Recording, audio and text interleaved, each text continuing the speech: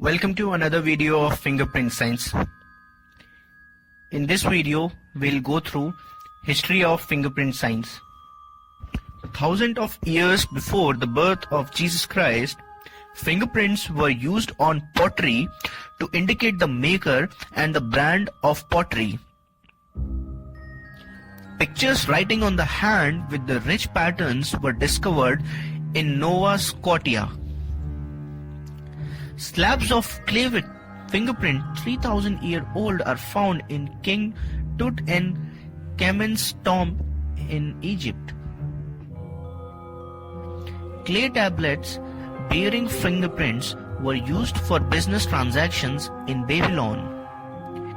In ancient Assyria, fingerprints are served as a seal to give authenticity to documents of importance treasured in British Museum.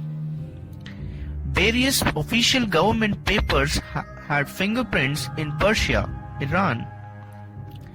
Chinese emperors used fingerprints as a sign manual by using thumbprints as a seal on documents.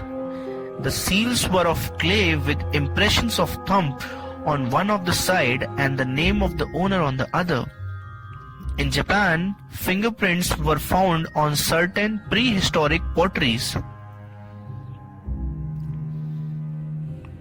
BC 246 to 210, Emperor Teixin was the first emperor to use such seals in China.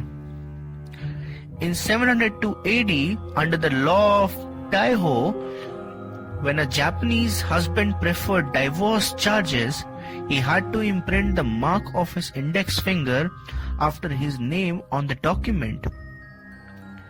Let's talk about medieval period. In 1851 AD, an Arabian merchant, Solomon, wrote that in China creditors' bills were marked by the debitor with his fingers, middle and index together. 1960 AD to 1278 AD, during Sung period in China, the deed of sale were sometimes signed by fingerprint by the negotiating parties.